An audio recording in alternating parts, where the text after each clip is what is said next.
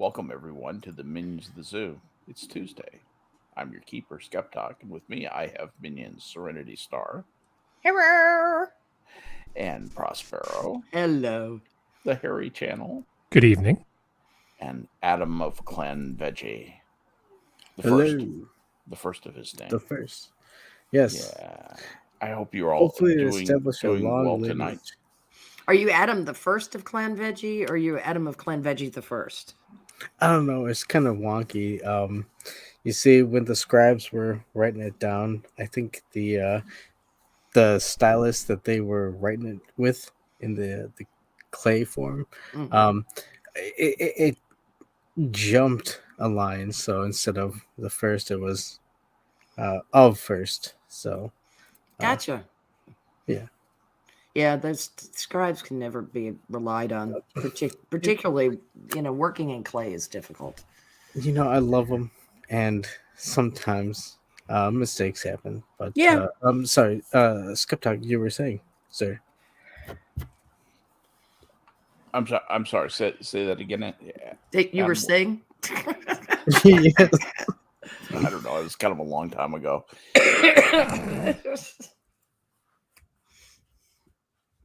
So anyway, let's see who all is here. Johnny Hellcat is here. Sir Adamantine is here. As Costin's here. Joel McLaughlin's here. Hammer's here. Hammer's checking to see if I came to work tonight. Hi, yes. Hammer. We're all here, you, buddy. And we're all here doing our job. We think. Doing a heavy good time about to discuss the fact that Donald Trump has decided that he wants to be president again. Oh, you can Costin. You can blame me for Trump deciding to run again. You can give me credit for that if you want. I think Donald Trump just made this election a whole lot more interesting. I was just looking at the CNN blurb on it tonight. Former President Donald Trump, aiming to become only the second commander-in-chief ever elected to 2 non-consecutive terms, announced Tuesday night that he will seek the Republican presidential nomination in 2024, quote, in order to make America great and glorious again.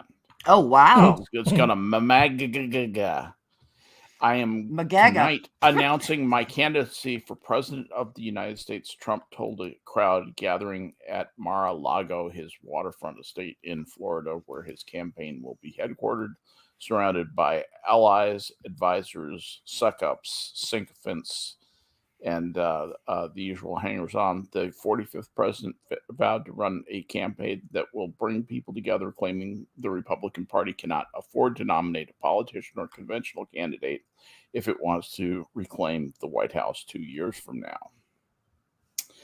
This will not be my campaign. This will be our campaign altogether, Trump said. His long-awaited campaign comes as he tries to reclaim the spotlight following the GOP's underwhelming midterms election performance, including losses of several Trump-endorsed election deniers. I love the way the CNN doesn't say candidates. Trump-endorsed election deniers. Yeah, they're already toting water, I see. Yeah, and the subsequent, blame game that has unfolded since Election Day. Republicans failed to gain a Senate majority, came up short in their efforts to fill several statewide seats, and have yet to secure a House majority, with only 215 races called in their favor out of, so far, 218 needed. Developments that have forced Trump and other party leaders into a defensive posture as they face reproval from their ranks. Trump's paperwork establishing his candidacy landed with the FEC, the Federal Election Committee, shortly before he delivered his announcement at Mar-a-Lago. The Federal Election Committee? Commission. Why isn't that commission? That's because CNN is ignorant. Are you shitting me? Did they really? The Federal Election Committee is what is written here in the CNN article. I'm reading direct copy. Yeah, they don't edit. Are you stuff. kidding me, dude? They think their second N means news. That's how confused they are. Yeah, they really do.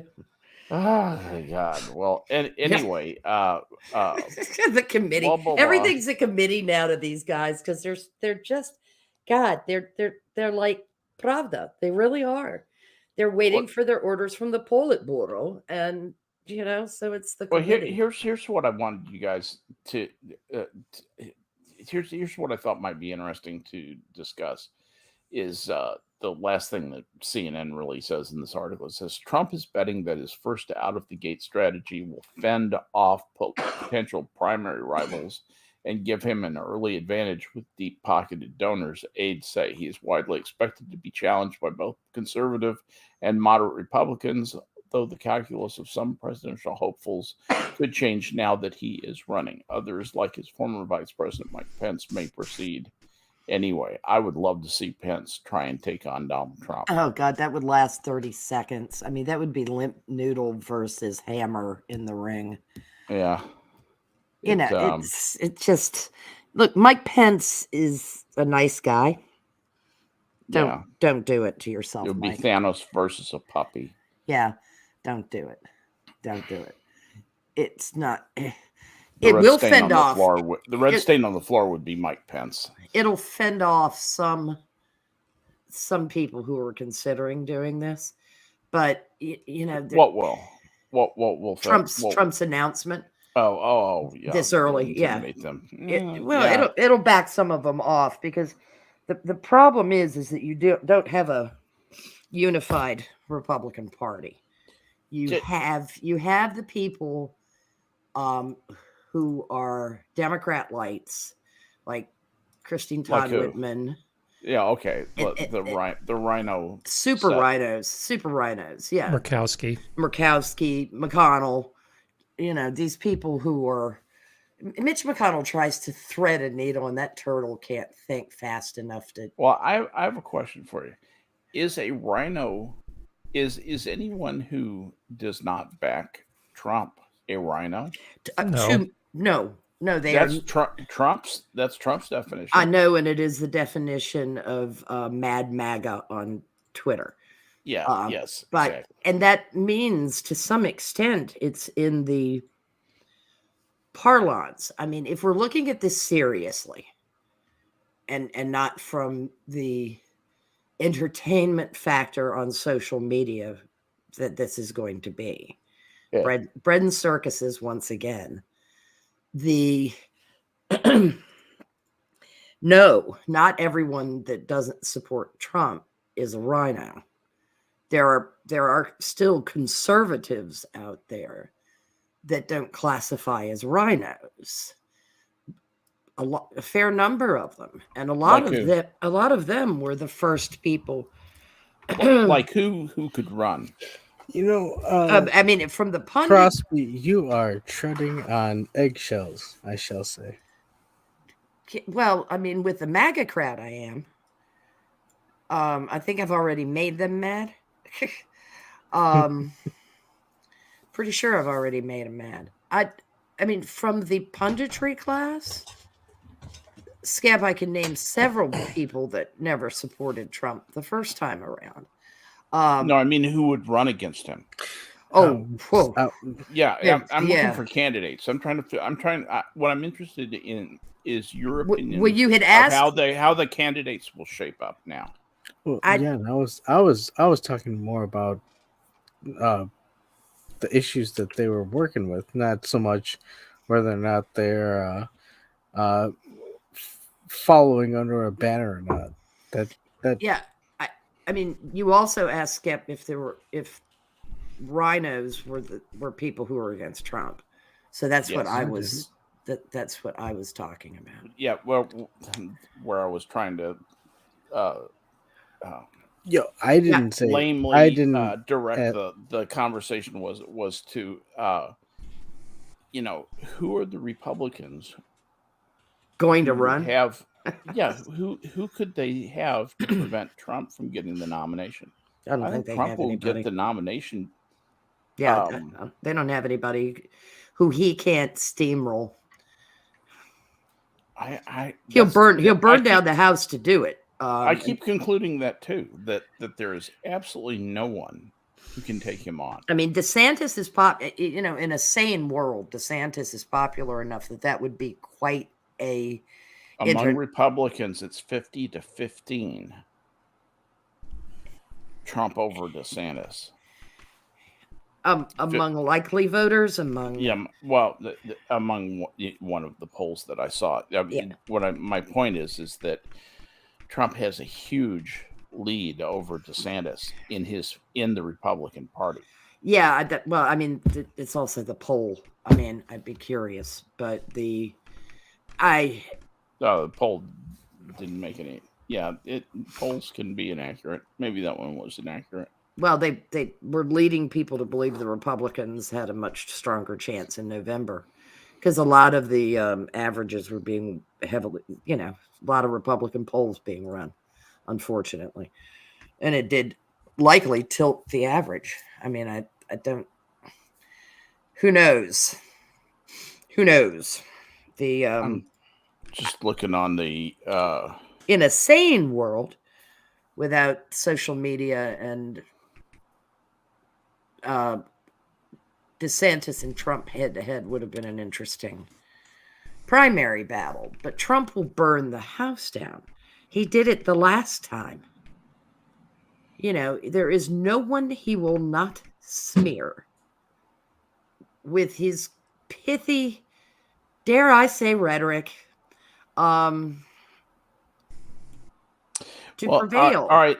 Okay. Trump, would you commit yesterday's suicide with the base publicly?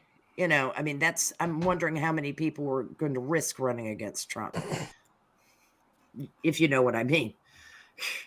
Because he made some people who were relatively smart look pretty shitty in that big primary the first go round. I have a question before anybody starts ramping up again.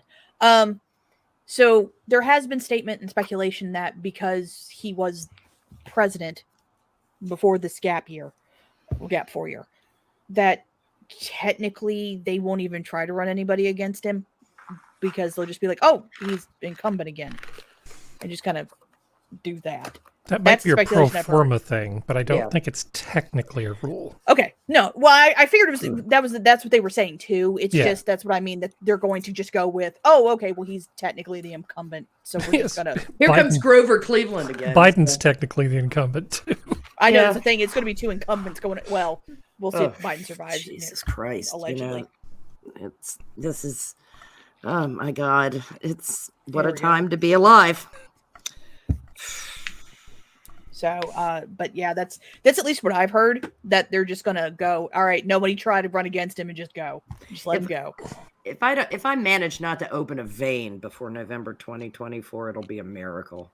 Well, I mean, there's still 2 years. A lot of shit can happen in 2 years. I know, but this is oh my God.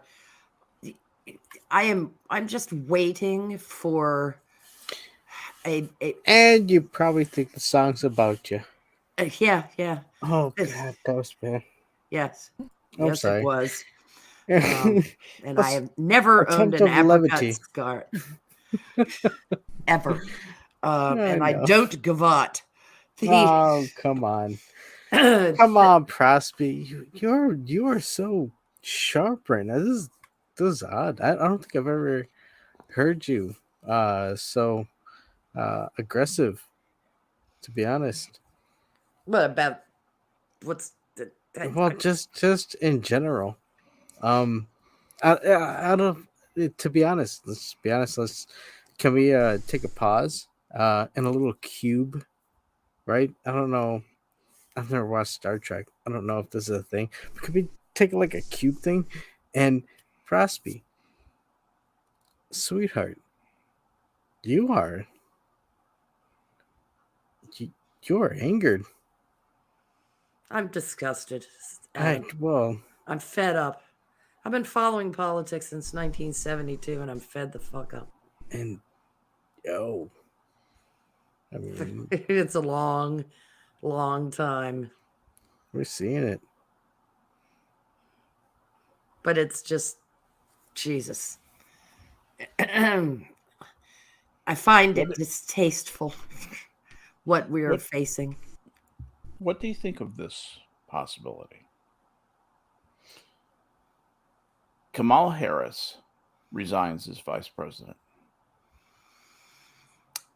And Biden selects a new vice president. And after he selects Vice President Newsom, he resigns. We're dead. We're doomed. There's no reason why they can't do that and just hand Gavin Newsom the incumbency. And I promise you that Nancy Pelosi is trying to make that happen. I guarantee you. She and Newsom's like a protege for her. Yes. Yeah. And she is all about President Gavin. Oh my God. He may be your president here in a couple of years.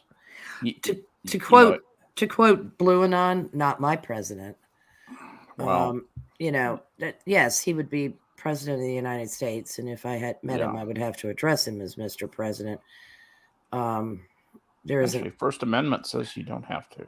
Oh, that's true. I could say, "Yo, Gavin." It's protocol. Yeah, but it was. I would. Asshole would be more. I've just turned my back on him because he's infinitely shunnable.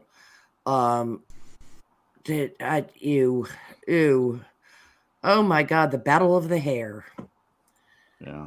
This is what. If I was ever in his presence, I would make sure that I had a TV remote with me, and I would be clicking it. Yeah. At him. Yes, it would be like, could you just stop making mouth sounds? Just... You know what that's a callback to. Think about that. I did that for you. I thought you would get that, Chauncey the gardener. Oh God, yes.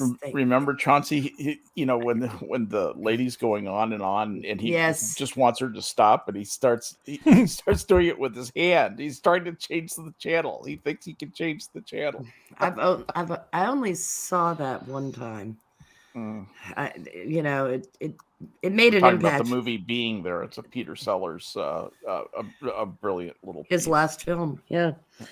In an extraordinarily interesting story, and we've lived it already, haven't we? Yeah, truly. Because we've got bomba for the. Oh my God, you've done it again. I look, sweet Jesus! I wish Jim Backus as Magoo were president right now. That at least would be funny.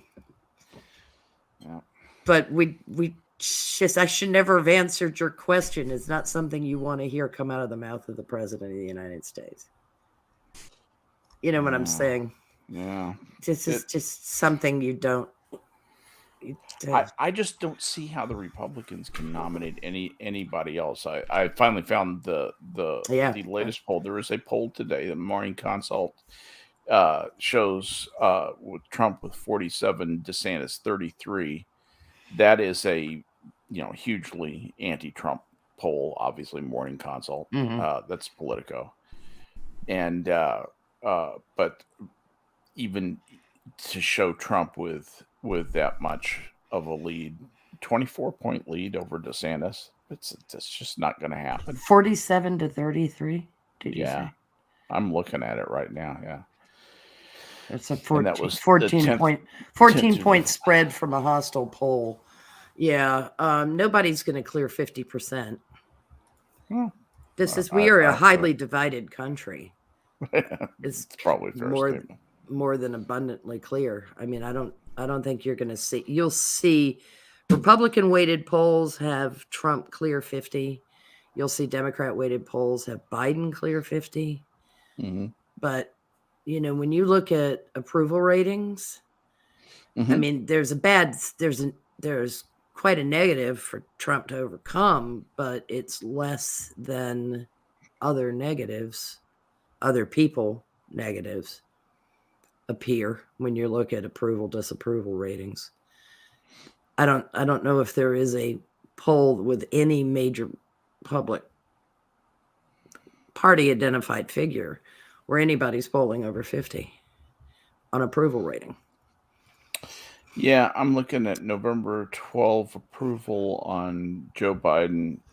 He is 46% approved, 50% disapprove. That's Morning Consult again. They normally have him very close to 50% approval, but that's them trying. That's them trying to be balanced. What? Yeah. Going down to the Starbucks and sampling people there. Yeah. So, yeah. We stepped out into Times Square to get a view of what Americans think. And crossroads of the country. Yeah, they step out into Times Square in January to see what, where you didn't find anybody but 4 tourists from Germany, who came because the rates were cheap. Yeah, it's aggressive panhandler. And because we have heat. Yeah, because we have. Yeah, there you go. They're heat refugees. Yeah, I'm gonna winter staycation in Stockholm. That sounds like fun. Don't it? Oh my God, those poor people. What they have had done to them by their governments is just revolting. They may have had an assist. Allegedly. You think? Allegedly. Serenity made this for me, so I'm trying to make good use of it. Allegedly. I like that. Yeah. We need to make it flash. Oh, that's easy. Harry goes quiet for another minute or two while he fiddles. No, it's not going to happen right away. Oh, okay. I'm actually paying attention. I do think the flashing allegedly is a great idea, though, because it's just one of those things. I love the way that journalists forgot the word existed when it came to the insurrection. I don't know. We need echo chamber sounds when we say that of some kind. Yeah. Insurrection. No. Reverb. Yeah, because there's no nobody seems to understand legal definition anymore, but there sure are a lot of Matlocks out there on Twitter. Including people who have law degrees, who seem to have forgotten what the definition of words. I love that. Thank you, Serenity. No problem. I was like, this way Harry can just put allegedly up whenever he wants to float his little boat. Kale. I love that. Even though I like kale, I do. I could empathize with this. Yeah. That face on that good curl. My take on kale is, why should I eat kale when I can have bok choy? So they're so different. Huh? They're so different. They're both plants. Yeah, well, gee whiz. So why should I have either when I could have a carrot? It's exactly. Yeah. I'll just sit over here with my cucumber, radishes, carrots. I'll be happy. Nobody will want to get near me, but I'll be happy. No, I said that because I really have. I truly love bok choy. It's just one of my favorite vegetables. Period. Dot. It's just great stuff. Baby bok choy is amazing. Hey, Camel says, how about I eat a cow that ate kale? Okay, that'll work. You are what you eat. And if the cow ate plants, then the cow was a plant. So if you eat a plant, then you're a vegetarian, right? Yeah. Pigs are amazing. They turn plants into bacon. Yes. It's just proof that God wants us to be happy and Gentile. Just kidding. Just kidding. Those of you out there. Just kidding. Give them the rest of my friends.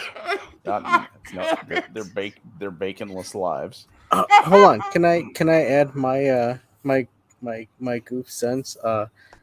Today I tried some A1 steak sauce with some pork chops, and it was pretty fucking good. So there you go. Steak with pork. Were you eating it or shooting it up? Shooting it up. I've tried the injectable pork chops. Oh man, those are delicious. Oh. Hey, honey, how about an injectable pork chop? I think that's bacon. And what the fuck?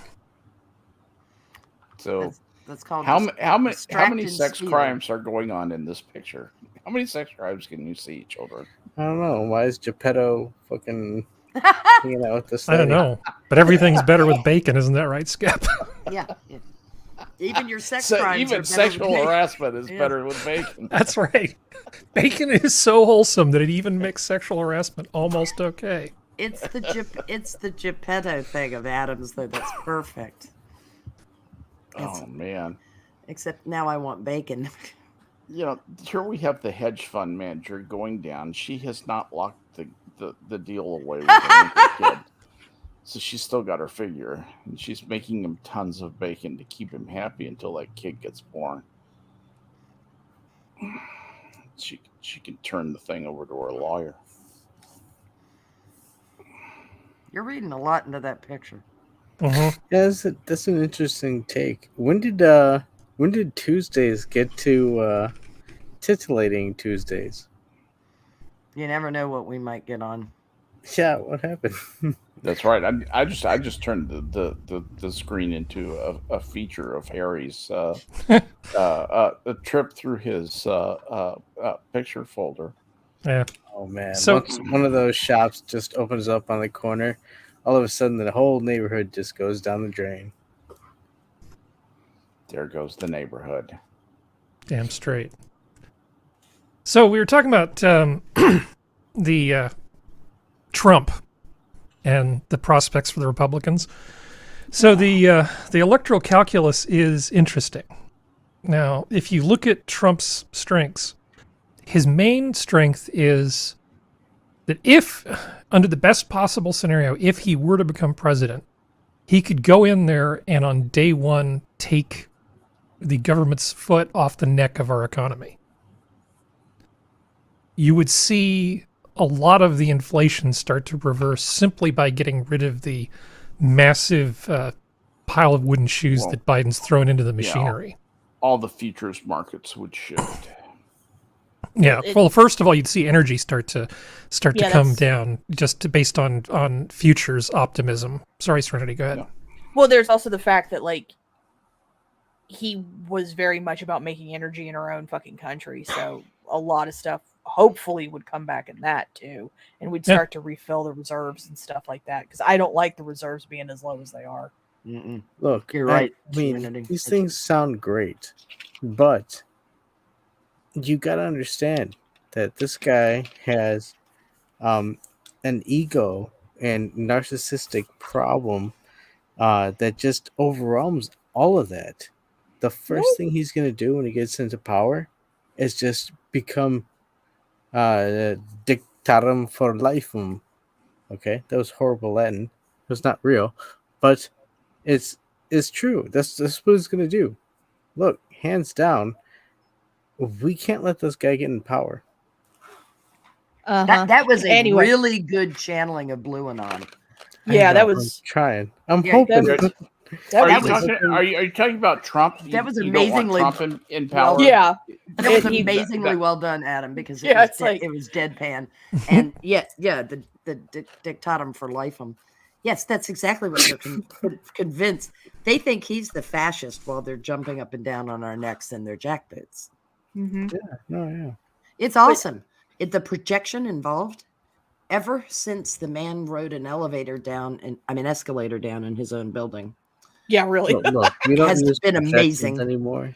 We use flat screens, but the fact remains, we are looking. Honestly, I think I can. Maybe I should start my own channel there and do that. Yes. Holy shit! Donald Trump is like Eggman, coming out there. I shall be. Yeah, they're absolutely convinced that he's a walking Reichstag fire. Ooh, we're at the crisps. Yeah, we've been at the precipice every time. The only time I've heard the word precipice used as much, Skep and Harry will remember this. Is a Navajo. No, is during Reagan's administration, where we were always standing on some kind of precipice. Oh, Um, okay. that's the oh my god, the hyperbole. Yeah. it's, if people could write anymore, it would be entertaining, but they can't. I mean, there's still some people at National Review who can write. And I mean, there are people at left-leaning institutions that can write, but they're not.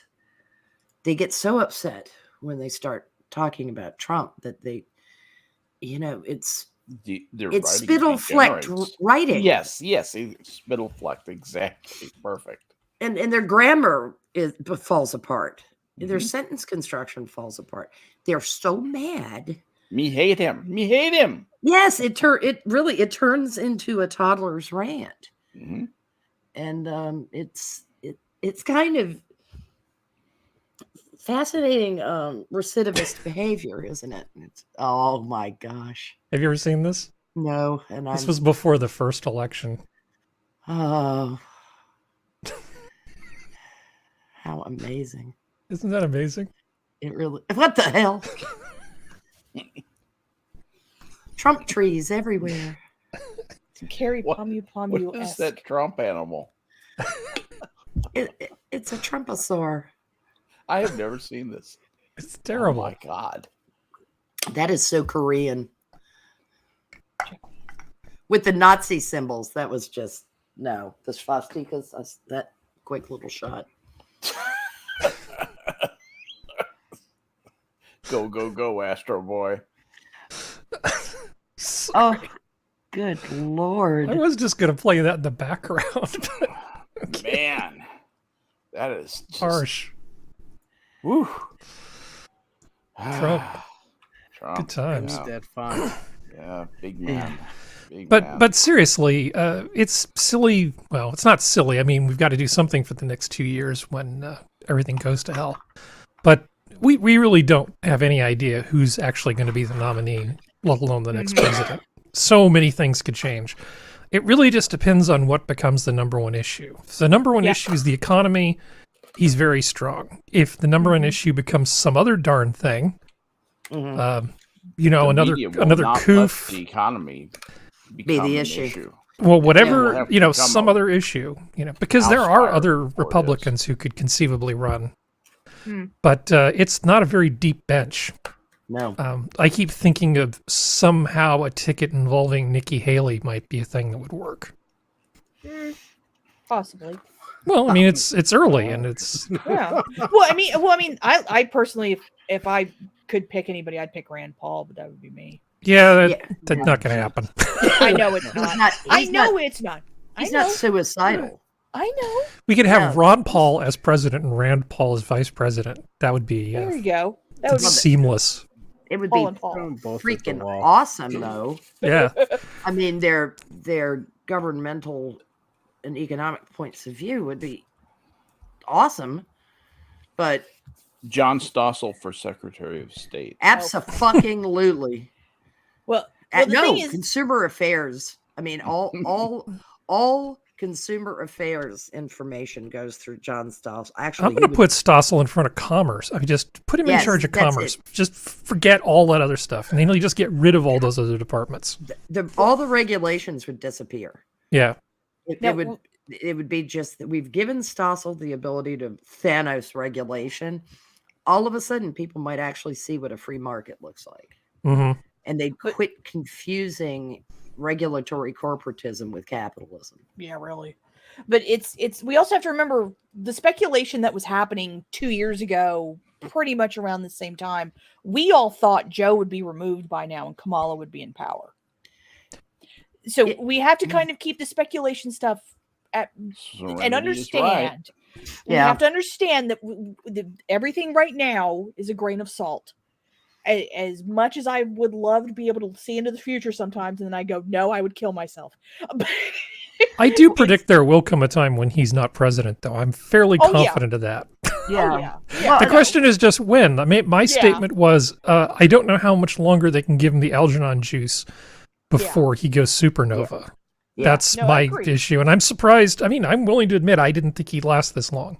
Yeah, if he did Nova, though, what would be the problem with doing literally a weekend at Bernie's type of arrangement whereby he just stayed in the White House and made no public appearances.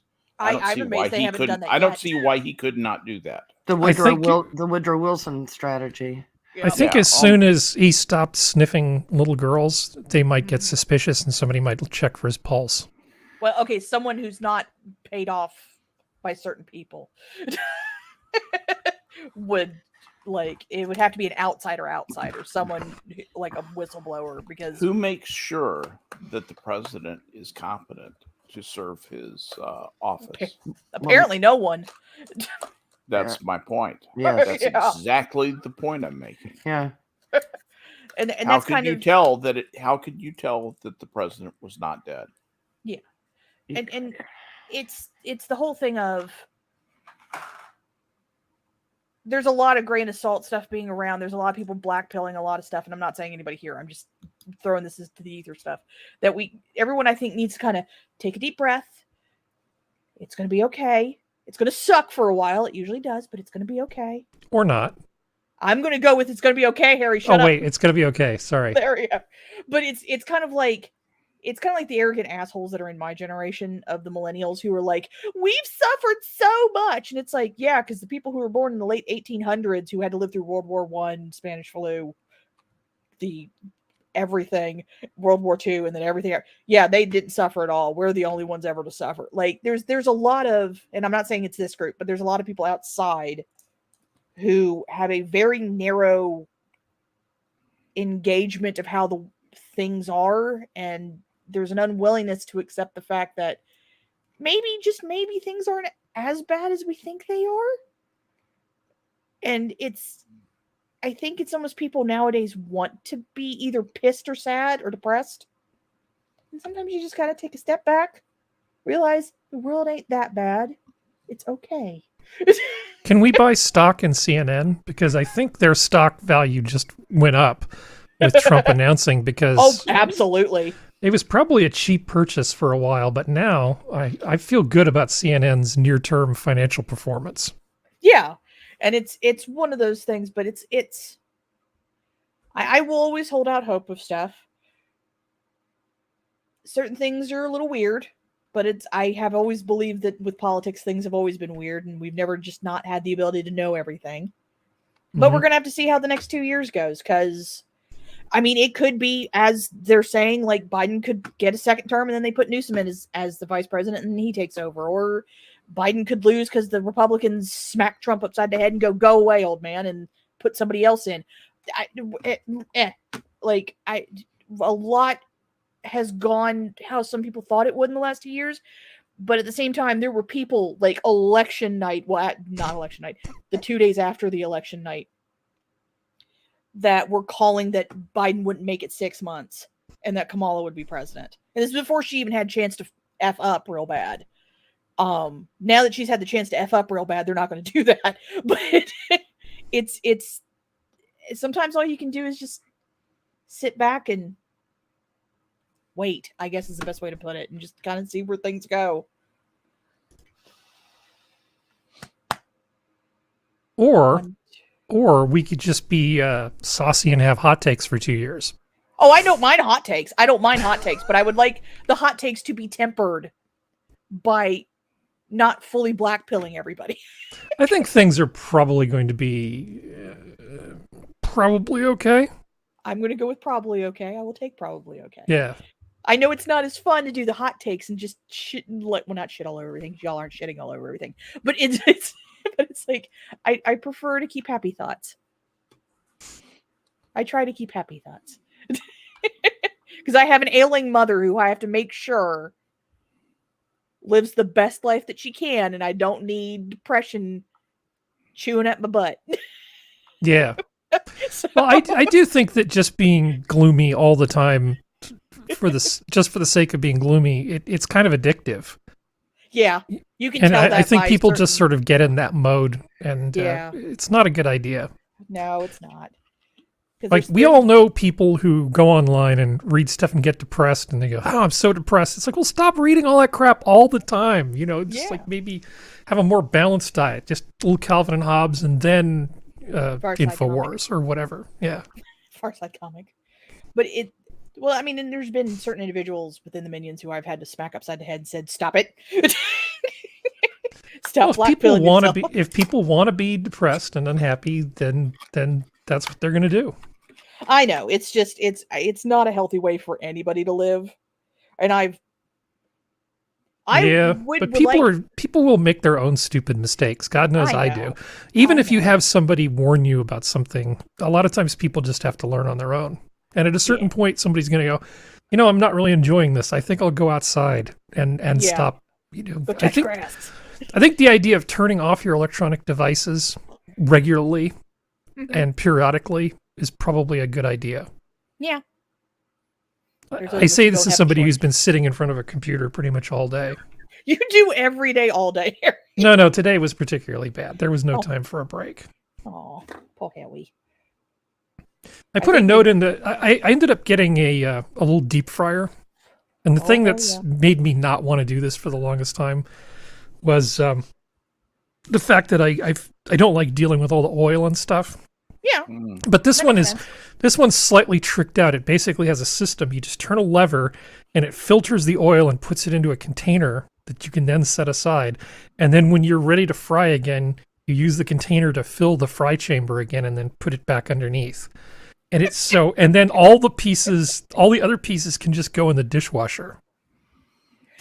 Oh, rely on you to find something perfect. Like that. Yeah, so after the show started, I remembered I have all this leftover Halloween candy, and I was thinking I've never had a fried candy bar before. You did like bread it like you do chicken, right? Otherwise, it's not going to work right. I believe the way you're supposed to do it is you're supposed to do it almost like tempura. So you would take a batter and then use seltzer water to as the moisture part, and then you would just yeah. Oh yeah, that's how they do the fried Oreos at the state fairs. Yes, West Virginia is a bunch of full fat asses. We all accept it. We do that here in Texas too, by the way. The fried Twinkies. Yes. Yep. Fried butter. How do they do the fried butter? Fried butter here too. Yeah. I would assume it's in a sarcophagus of something, and then you freeze it. They chill it and then they bread it and then they fry it. Yeah, they do it real fast though. It's like this way it doesn't have a chance to thaw because it's always at the summer fairs that the fried butter comes out, and that's when it's like 90 degrees out. But yeah, no. Elephant ears, funnel cake. I've had deep fried cheesecake. I've had that. That's really good. I'm amazed I don't have a heart problem. Knock on wood. Yet. I know that's the reason why I said knock on wood. Deep fried Snickers. Yes, I've had those. Those are good. I prefer the deep fried Milky Way. I like deep fried Milky Ways better. Yeah, I like the Snickers better because I like the peanuts. I did see a really funny thing though. Someone actually, I didn't have a chance to try it because the line was too long, but someone took a Snickers ice cream bar and deep fried it. Like fried ice cream. Yeah. Yeah. I was like, that sounds like it could work. It was just the line was like 2 miles long and I wasn't going to stand in it for that long in 90-degree weather. My favorite fair food is the pork sundae. Oh yeah. Mm-hmm. Those are actually remarkably good. Yep. It's and nowhere near as disgusting as people might think they could be. It's different, but it's very, very tasty presentation of pulled pork. Yeah. I'm a purist. I don't even want to say purist. I'm very simple. Let's go that route. I like funnel cake and I like the ears of corn that have been put on the fire barrels that they then just pull out and you put butter on, wrap the butter inside the aluminum foil with the corn, let it sit for a second, then eat it. That's the stuff I eat. You know what they could do? They could take like a biscuit dough, roll it out a little thinner, make it into a cone. Yes. And then put sausage gravy in the middle of it. Yes, I would eat that. Yeah, I can see that. So it could be like a sausage gravy biscuit tornado. Yes. Yeah, I would eat that because sausage. There's a place here in Richmond that has a plate that they serve, like a dinner plate that's called the Rochester garbage plate. And it's everything. It's a hot dog and chicken tenders and shit like that with God knows what poured all over it. It's disgusting. But they do a breakfast garbage plate that is, oh my God, it is so good. It's a layer of crispy hash browns with scrambled egg and cheese. And then they pour sausage gravy on top of that. And oh my God, I mean, if you get up, you know those mornings where you don't sleep as much as you want. You sleep like 3.5 hours, and you get up you get hungry, and you think, "But I want a nap." That's what you eat. You eat that. Yep. With a biscuit to slop up the extra stuff. Then you go home and you get back in bed and you sleep for 3 hours and wake up with the breakfast meat sweats. And you start your day all over again. Hey, sometimes you need those breakfast meats. Yeah. The only thing I would advise is that you drink an awful lot of water when you wake up after the meat sweats, because otherwise, you know. It's one of those things where the only thing missing is like corned beef hash. Yeah. Well, it's like there's a lot of misconceptions about either like people who live in big cities of America don't really understand how everybody else in America eats, because you always see content on social media where they talk about, I went to Italy and went to the supermarket and there was no processed food. No, you're one, full of shit. Yes, there is processed food. Two, there are vegetables, honey. I understand you live in New York City and all this kind of stuff, but like we New have York that stuff. City. New York City. Oh God, but I hate those ads. Those Polar fruit ads. It used to infuriate my mother. Oh, she was like, I wish they would stop portraying Southerners as ignorant bumpkins. I love the El Paso ads. Yeah, great. Yeah, New York City. But it's one of those things where it's kind of like there's a lot of sorry. Harry's favorite OK Corral. But it's very interesting because we eat like shit, but a lot of us also eat a lot more vegetables than I think a lot of people realize. That were grown next door to us. Yeah. Well, like I saw a reaction. So there was a thing we around here called a tater tot casserole. Everybody's got different names for it, but it was funny as hell watching a Brit react to a tater tot casserole because the lady told it by layers of how you make it, and they're like, how do you all not have a heart attack? It's like, because we don't eat that every single night, and you don't eat the whole thing. Yeah, I mean, it's something that, you know, it's like if you have a New Year's Eve party and you have a bunch of people sleep over, you know, you make those big ass breakfast casseroles that are lethal if you were eating them every day, but you have them, you know. Everybody has a little bite and then they feel better. And then Assassin wants to know what the meat sweats are. Honey, you've never had them? Oh, okay. That is kind of sad. It is kind of sad. The meat, the meat sweats are kind of when you eat a whole bunch of fatty meat. And then you take a nap. And it's one of those coma naps from the lovely, lovely fatty meat. And then you wake up sweating because your body's like, wait a second, please move around if you want me to process this. Don't do this to me. Don't do this to me. Yeah. And I mean, that your sweat has the vague aroma perhaps of meat. It's just. Oh, I think he just didn't know the term. Yeah. He's probably had it. He just doesn't know the term. Okay. That's fair. Yeah. I just have always called them the meat sweats. Oh, yeah. That's what they've always called them around here, too. It's just, you've never had that. Oh, assassin, you have not lived. Yeah. You just get yourself a big old cowboy ribeye. Yeah. And eat the hell out of that thing, then take a nap and tell me you won't wake up sweating. That's either for the night that you didn't sleep well, or the night you drank like a fucking hobo, wake up after 2 hours of sleep, go, I need something. You go down to the Waffle House. Yes. You get the meat platter. Just eat all that. Go home. Fall back asleep. That'll clear you up. Yeah, that's when your sweat smells like bacon and scotch. Hell yeah. And sadness. Yeah, well, the walk of shame is basically just from your bedroom to the bathroom. That's yeah, it's a lot nicer. I'm gonna trigger a Skep with this image. Yeah. Yes. And them bitches. I like that. Oh my God, that's like my life. Pretty much, yeah. At times. I want to be in this kitchen. Good grief. Yeah. I've got a better floor. I've got better flooring cabinets and appliances than she does. Other than that, she's my sister. Mm-hmm. Yeah. There's Kindred jars spirits. of God knows what all over everywhere in my home. Just bookcases made with ball jars holding up the shelves. yeah. Hold on. Pretty, So well, is you're it not kidding. is it bad? Is it wrong of me to say that looks like kind of dreamy? No. Like Yeah, it looks No. wonderful. Yeah, it's amazing. Mind you, I wouldn't recommend putting the spices right over the stove. Well, I mean, I don't know what those white orbs are. I'm assuming they're like dumplings or something like that. They're bread. But, They're bread rolls. It's just They're- bread rolls. That's all it is. They're proofed rolls. Yeah. She's just doing them in batches because she's already finished the pies. Look, there's a pill piece. Oh yes, my lord! And there is an entire bushel of, I believe, potatoes under the table to the left. Yep. There's a bushel. Oh shit! Oh yeah, there's a barrel. Oh yeah, look at that. A bushel and a barrel. Good lord, that looks. I mean,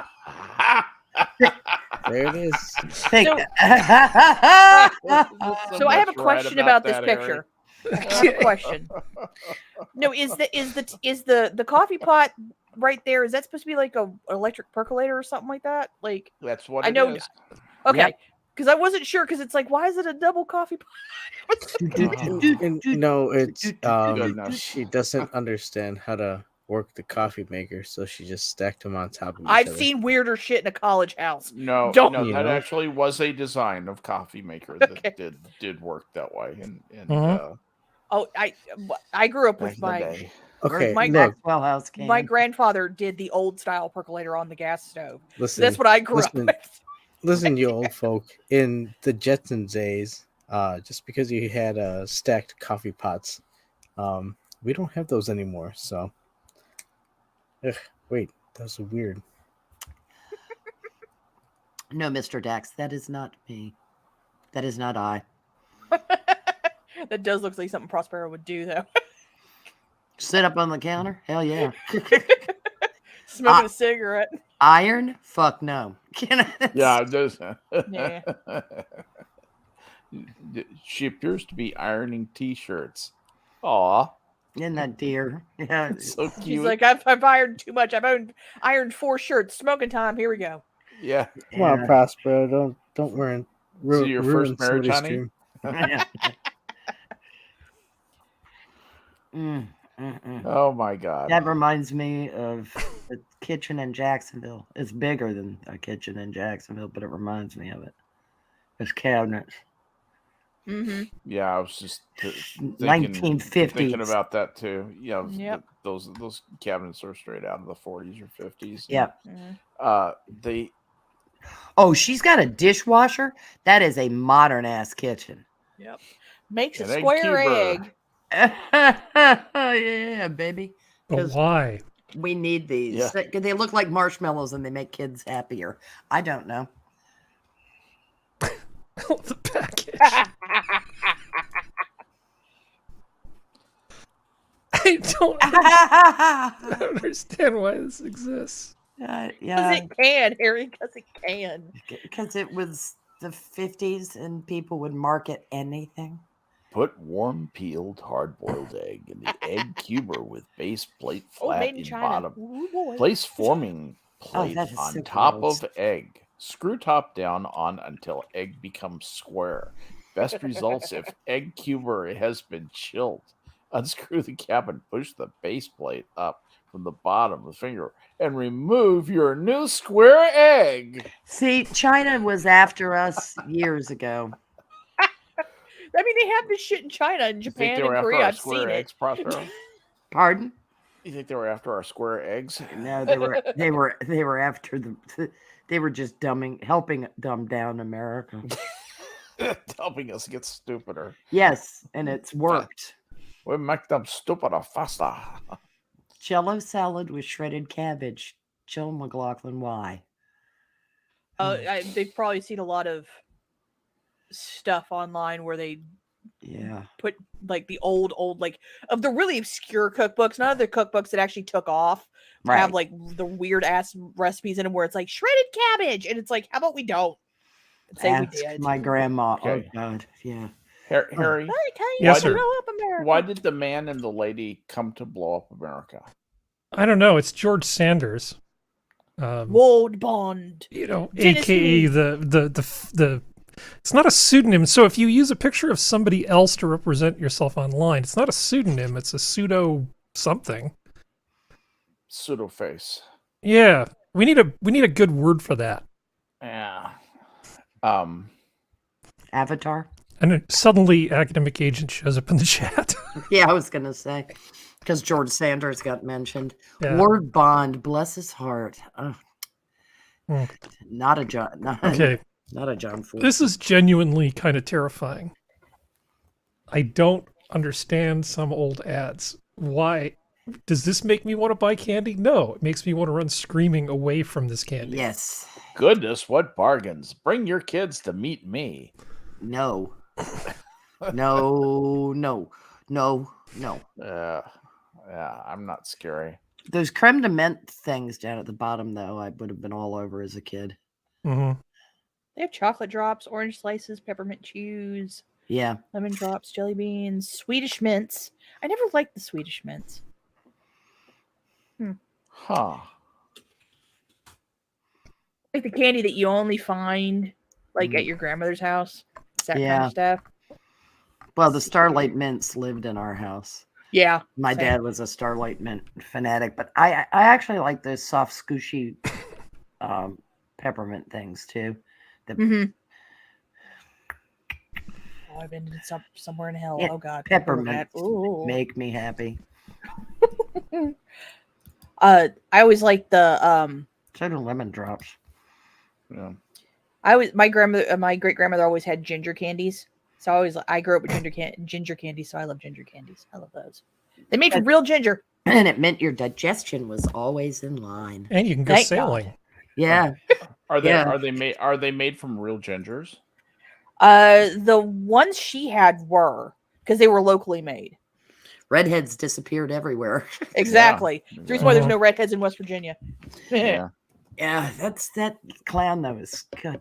They're all ground up to sausages. Exactly. I mean, you don't have to worry about their souls, so they don't count. No. What was that song? How could you be so mean?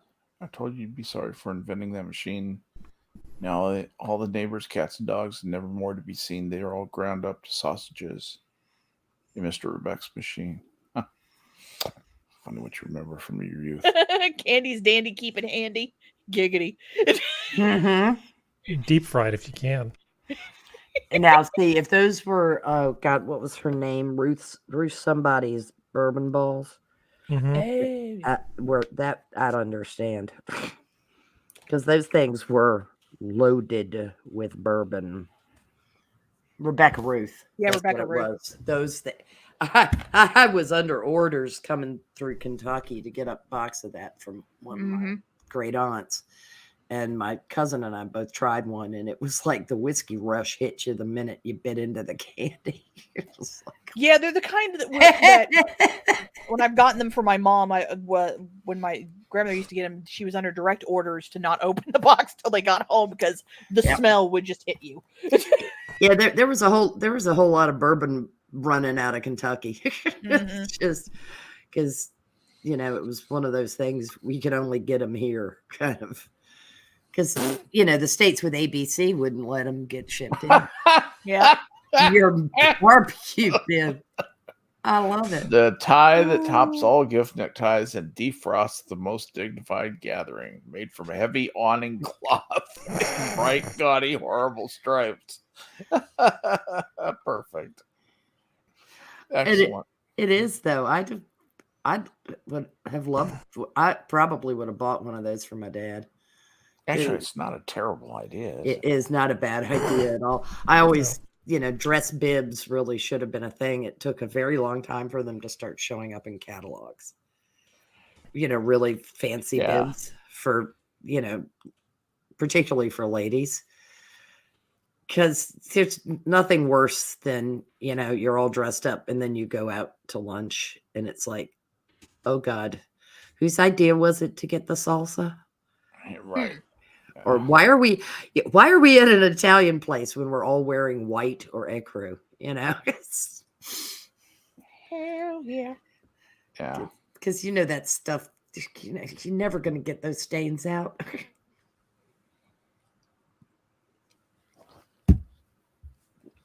Oh my God. That guy looks like he's about ready to bolt. Yes, He he just does. He lost a bet. Yeah, exactly. And he's plotting his revenge. How much longer do I have to stand here? His hand behind his back is clenched so tightly. It may have a gun in it. Yes, I was. Yeah. Hell's angles. Cycles. Obtuse. Harry's got an entire folder. They're awesome. I love Bizarro comics. Don Peraro. Oh, my favorite. Good stuff. I think of some of the saddest days of my life, like finding out that Calvin and Hobbes wasn't going to be running every day. Yeah. Or that the Far Side was canceled. Harry. This is perfect. God.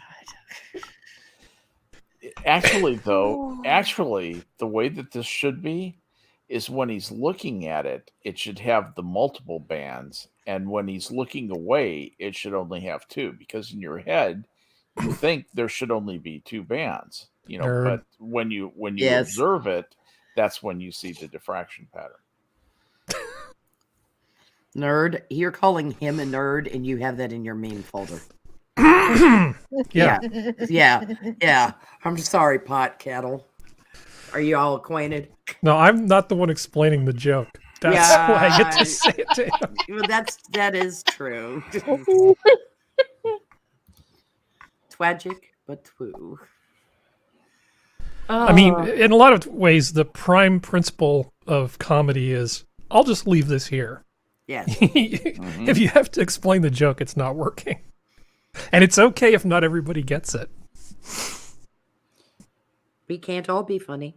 But if you want to kill a joke, the best thing you can do is explain it. I have a controversial, well, what should be a controversial opinion. Good. I've gone back and listened to a little bit of George Carlin, and I've arrived at the conclusion that I don't think he was actually all that funny. I think it was just the material he was doing at the time he was doing it was like a relief. Yes. I don't think he was that great a comedian, actually. Yeah, I found myself laughing less and less at his stuff. Well, the pithy observational isn't always all that funny. Part of it is we lived it. I'm wondering if that's why going back and listening, Harry, takes some of the shine off of it. Well, I can go back. I listen to a lot of old comedy, Yeah. and I still think that Shelley Berman doing his bits about talking to people on the phone are hilarious. Yeah, and Bob Newhart. Oh my goodness. Yes. Yeah. Newhart's ability to do one-sided fun conversations, and the way Newhart worked with silence too. Yeah, but I think Carlin, part of it might have just been clapter.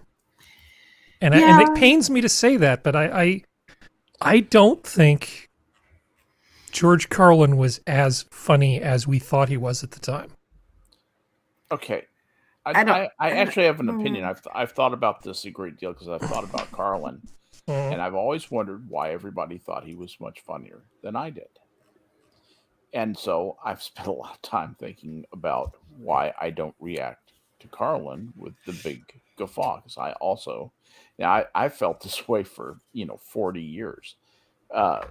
And what I've noticed about George Carlin is he's capable of making pretty salient and sometimes really kind of important points through his observational humor. But his technique is really kind of hit you over the head with, just kind of humor. Yeah, it was juvenile in its Juvenile. Yeah, that's arrested that's teenager kind of hurt joke. You know, the Biff Barf. Yeah, but that it was that I just couldn't go along with. I couldn't participate in. It was So entertaining I never when thought you it was that great. when you first encountered it, and I do think sometimes it was an age thing. How old were you when you heard this routine? Kind of. Yeah, because age out. When he came out with the you aged out of him. Man, the hippie dippy weatherman was not that funny. It's gonna be. Yeah, it was funny. Cold It was bar. funnier than a lot of trendy comics, but his observational stuff, kind of like Lewis Black, was stand-up philosophy. Yeah, it was. Yeah, and it was occasionally. It was anyway. Occasionally well presented. Kind of hit or miss with me. Sometimes he. I agree with you. He absolutely would nail something that was important and ended up actually sounding kind of profound to me. But most of the time, I just found it pretty forgettable. Well, it was. I don't know whether it was just too much New York zeitgeist to it. If you know what I'm saying. Yeah. You know, John Lindsay's New York in comedy constantly. Well, it was a weird time, wasn't it? It was a very weird time. And it was a very unhappy time. Everybody was unhappy, but they were all unhappy for different reasons. You had a Democrat mayor of New York City who thought he was a conservative, and a governor of New York State who was a Republican who thought he was liberal. Yeah. It was a goddamn confused time. Hey, man, you know, may you live in interesting times. Yeah. It was just that entire period. Anybody that's got like super nostalgia for the 60s into the early 70s is out of their mind. Yeah, I got one word for you: Vietnam. Yeah, it's just the constant strife. It was, boy, there was a lot of reason to be unhappy in that time period. Yeah. A lot of reason. It's a hell of a time to be a kid because we kind of had paradise childhood juxtaposed on top of existential angst. Mm-hmm. And it created, I don't know, I think maybe it created a far number of cynics. No. Yeah. You kind of sound like Skep when I said, I think I've always been a bit of an iconoclast. What? And he was like, not you. I just smell. It was like, show me your idol and let me knock it off its pedestal. Yeah. You know? Hey, if we're going to, I do have to say, yes, with my Louisville Slugger, because I'm not going to be subtle about this. Sledgehammer. No, fuck you, gods. You know, it's if we're gonna talk about like, okay, he's not old, he's not with us anymore. But my favorite older comedian of like the 90s was Richard Jeni. I loved him. If we're gonna talk about comedians who I actually thought had pretty good social commentary, but he committed suicide. Oh. He committed suicide in the mid 2000s. Because he like all comedians was suffering from depression. I think he's hilarious. That doesn't mean anything necessarily. Yeah. But, I mean, I thought David Brenner was. Yeah, I like David extremely funny. And it was just something about his. But there were a number of guys that were very, very popular that I never warmed to. Yeah. In the 70s, I just didn't. You know, I can think of the number of comedians that I would watch. I would occasionally smile, but I'd never laugh out loud. Well, it's like Bill Cosby, that motherfucker, used to make me laugh out loud. Yeah, it's like I can't watch your shit anymore, asshole. Thank you. I know you ruined a lot of happy memories, prick. Yeah, it's like, but I laugh more at Flip Wilson doing Geraldine than I did at a lot of stand-up comedians. I actually like Richard Pryor. I like early Eddie Murphy. Oh, he was Eddie Murphy had his moments. Steve Martin always made me laugh. Oh yeah, Steve Martin was always really just good. Because of intelligent absurdism. Mm. Mm. and Dana just absurdism. Oh, you yeah. know, I mean, anybody who comes out playing the banjo wearing a fake arrow through their head has my attention. And can play the banjo Yes. like a pro. Yes, yeah. but then he starts, I'm a rambling guy. Hey, this guy is RAMBLIN apostrophe. You know, it's that kind of bizarre stuff that he did, you know, but really good production value. Yeah. I mean, when they did King Tut on Saturday Night Live, Oh God, that is very well done. Mm-hmm. Yep. It's one of the 10 best Saturday Night Live moments ever. Was that? Mm-hmm.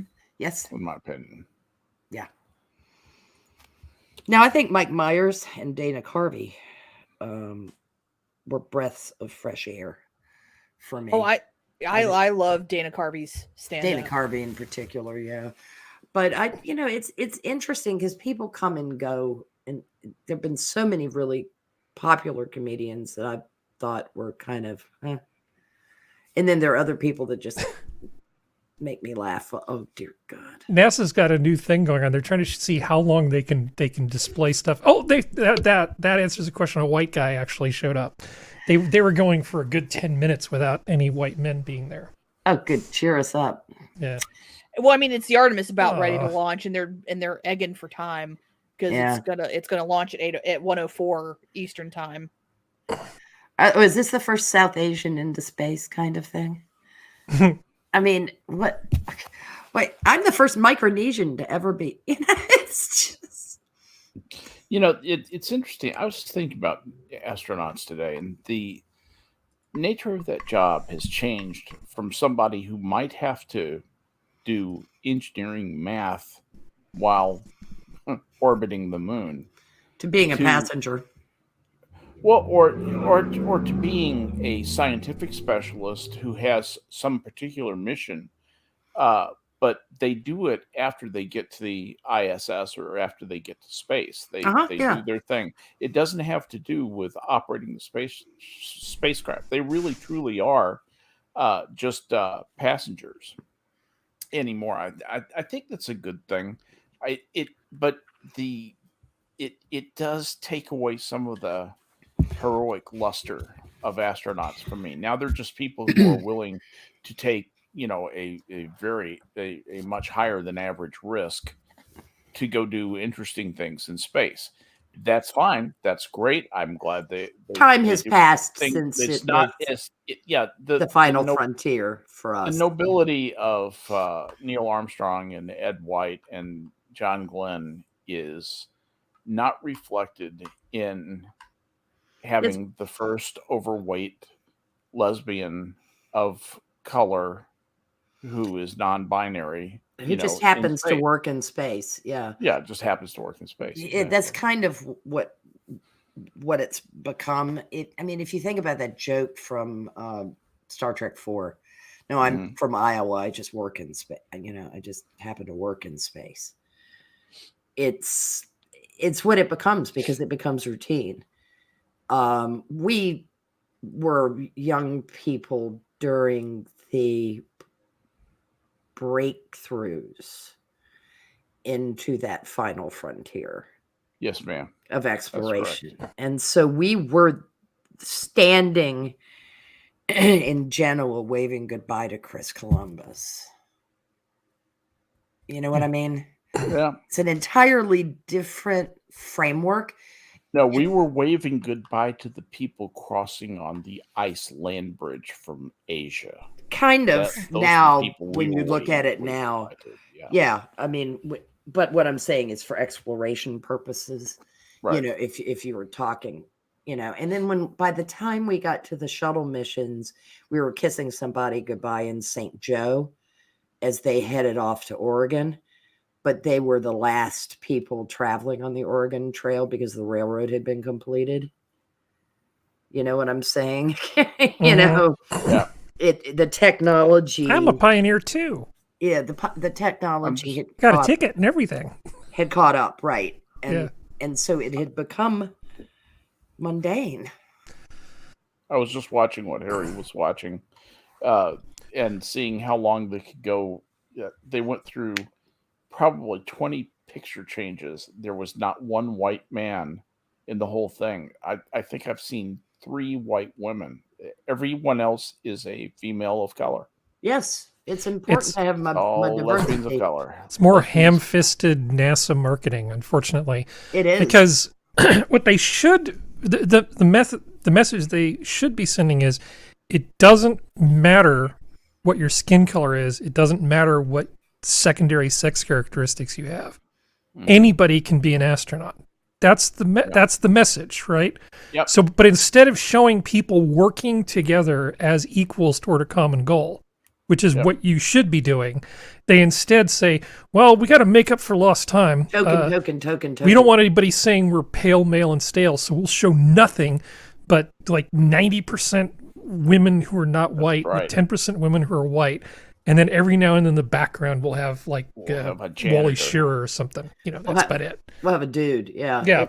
And it is so ham-fisted because it's so, oh my goodness, look at us and our virtue. Look at us and the virtuous, the diversity we have surrounded ourselves with. Come here, Micronesian. They don't know their name. They don't know anything about it. It's insulting. But think about if you were one of these to the individuals who were involved in it. But what if you're a woman and you're awesome? What if one of the women that we've seen in this thing is every bit the equal of the people that Skep was talking about? We won't know because we know that it's not a level playing field, and that's not fair to them. Everybody can be Sally Ride. Everybody can be Sally. You get to be Sally Ride, and you get to be Sally Ride. Yeah, and then nobody cares about Sally Ride anymore. Yeah. And it's... But nobody wants to be Laika. Yeah, it's kind of... The Russians regularly just killed animals in space. Yeah, didn't they?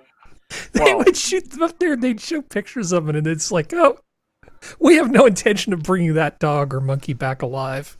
I know. Well, they actually brought most of their they got so much bad publicity for Laika. Yes. That they actually started bringing them back more and more alive. We offed a monkey or two. Yeah, we did. We only offed one monkey, I think. We offed one monkey, and then we murdered 3 men. Sorry. But that wasn't thought through. Well, luckily the change that was brought about in the electrical codes because of that probably saved tens of thousands of people's lives since then. Yes, it has. Yep. And also the oxygen blend, the difference. Yeah, we learned a lot. We learned a lot through the accidental death of 3 heroes. Yeah, a high-profile accident sometimes is the thing that we need to get kicked in the ass. We didn't learn shit from that. Well, we learned that styrofoam hurts at high speed. Yeah, but we didn't learn shit. We had to kill another crew before we realized that there were unbelievable, fundamentally horrible flaws with that shuttle that revealed themselves. Well, it was NASA's inability to police itself. Yeah, they were. NASA. Sorry. Yeah, I'm sorry. It really infuriates me though that we had to kill another crew. Well, apparently this is an uncrewed flight, and it's taking the Orion space launch system up with it. Cool. Yeah, this is just the Orion shakeout file. It's taken that and going to drop that, and then the one after that I think is supposed to be actually crewed. But with no one to fly it, how will this work? Yeah, we're without overweight non-binary lesbians in the cockpit to steer the ship safely around the moon. Isn't this just a horrible exercise in futility? Is this a Titusville launch? Is this a they sent some stuff out of Wallops last week. I think this is the Johnson director, or was it Marshall? Marshall, I think. I don't think this is Canaveral. We had some amazing contrail in our skies from the last wallops. Kennedy Space Center. Okay. That's where it's launching out of.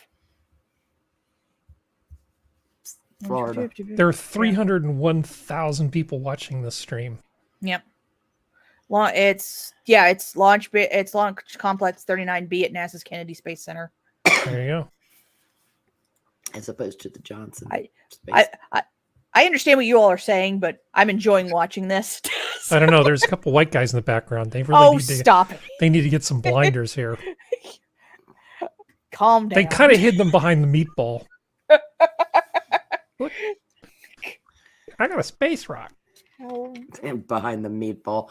Yeah, it's funny. Universal changed their logo to its own version of a meatball, because it's a globe. But they put these little motion signs around it. And Chris started calling it the vibrating meatball because it looks nervous or it's Jewish. So it's like it's out of Dr. It's Katz one of or the something? two. I don't know what they meant to do. The Some bracketing. squiggle vision. Brackets around it. Yeah. So it's a highly caffeinated meatball. So I can't find anything on the site because I'm wandering around looking at pictures because that's me. And I'm assuming since Harry pays attention to more of this than I do, I'm going to ask him. Is there a timetable for the Artemis 1, 2, and 3? Like how long stuff's going to go up, how long it's going to take till the next, so on and so forth? I mean, I know there's got to be a plan, but I don't know what it is. Well, I just wasn't sure because statistically speaking, out of all of us, other than maybe Skep, you had the best chance of hearing anything. Well, the thing is, I'm not really all that excited about most manned spaceflight. Yeah. Well, this is to set up the Artemis base camp. Yeah, exactly. I've always wanted to go to. You put the Webb telescope in orbit. I mean, at the Lagrange L2 point, I'm right there. Unmanned probes going to the outer planets, totally fine. Space hates us, so we just sort of dabble around in low Earth orbit most of the time, and every now and then we do something cool like go to the moon. Well, that's a thing. Like I'm kind of because from what I can tell from what they're talking about on this is to set up human colonies, beginning of human colony stuff on the moon, but also to build like a midway point between Earth, the moon, and then wherever else. So it's kind of meant to do a mixture of things. At least that's what I'm getting from the website, because there's a lot of walls of text, and I'm trying to read it while I'm listening to you all, trying to do both. But it's like I just wasn't sure if it was. But yeah, like in this NASA answers page, why is NASA going back to the moon? I'm going to give you just the bullet points. Okay, key NASA mission objectives include. I'm just going to read them in the order that they're posted here, which is not alphabetical. The first bullet point is the key NASA mission objectives include, why is NASA going back to it? Key NASA mission objectives include equality. A chief aim for NASA is to land the first woman and first person of color on the lunar surface. Alrighty then. That's the first mission. People. So that's some clear thinking there. Artemis 3 is going to put some black dude and some woman on the lunar surface, and that's going to make everything okay. Because equality will have been achieved then, except that it won't have been, because equality is something that changes in everyone's mind from day to day. Jesus. Anyway. That person wearing a worm shirt with NASA got the worm. Nobody likes the worm. It's meatball all the way. Yeah. We meatball people don't associate with those worm people. Wrong. It does say they want a long-term presence on the moon, where the Apollo 17 crew spent 3 days on the lunar surface. Artemis aims to establish a base to extend the trips to weeks and possibly months. Yeah, what could possibly go wrong? They also want knowledge, as more is known about the moon compared with 50 years ago. NASA claims that this next series of missions will be able to retrieve samples more strategically than during the Apollo era. This thing is supposedly from NASA. If somebody working for me submitted this as copy for anything, I would send it back to them. It's so poorly written. Mm-hmm. I suspect equity here. Well, the thing is that, and I understand where everybody's coming from, but the truth of the matter is that someone at NASA probably is very well aware of the fact that the equality police of Twitter and the internet are only going to read the first line. So they put it equity thing first line. So this way they can go, they'll just pay attention to that. And they'll ignore everything else and we'll just go on and do what we want to do. Like, I understand where the statement of it's going to just doing equality for equality's sake is sucky. I absolutely agree with that. But at this point, there's a lot of speculation on that. We haven't seen anything that shows that they actually are doing it for doing its sake. They may only be doing it for publicity for the sake of being able to go, see, we're equality now. Leave us alone while we actually do the science shit and go away. Like it very well could be that. And but I don't think it is. I mean, unless the thing explodes like the Challenger does, I'm going to err on the side of they're doing it just to get people to leave them alone. Oh, they definitely want people to leave them alone. They got tired of being called pale, male, and stale for a long time. And there was actually some validity to that criticism, but that was before the United States brain drained really aggressively a bunch of the rest of the world. You know, if you look at NASA now, there's huge numbers of people at NASA who've moved to the U.S. who have technical educations who now work there. So you've got people from all over the globe. It's no longer pale. That's certainly not true. And in terms of being stale, I would say that list of objectives is pretty stale. That's not ambitious. That's not forward looking. We're going to do it over again, but this time with more diversity. Well, and that's the thing, though. It's like, to exactly me, right, Harry. It reads like we're giving this to the people who aren't actually paying attention, who all they watched was hidden numbers, and now they think we're racist. So we're just going to put this out here, act like we're admitting to the fact that we're racist, and act like we're actually changing it, when in reality we were doing it to begin with because we were picking the best minds anyway, and we're just going to let them think whatever they want to think while we do our shit. Like, that's what that reads to me. Sure. And that's what I've aired, and I understand not everybody feels that way, and you're absolutely allowed and right to feel that way. It's just that's what I'm going to err on the side of until something shows me different. Well, I'm actually being optimistic. I'm saying that the problem they're trying to address has largely already been solved. No, I agree with you on that. Yeah. In terms of women, NASA has for decades been very aggressive about promoting women. If you look at the disciplines that they typically will hire in, they are still heavily male dominated. If you look at the people coming out of school, because if you let people pick the things they want to do, men and women don't always pick the same things in the same proportions. Oh yeah, absolutely. If people are equal, that means that somebody's got their thumb on the scale. I mean, in terms of representation.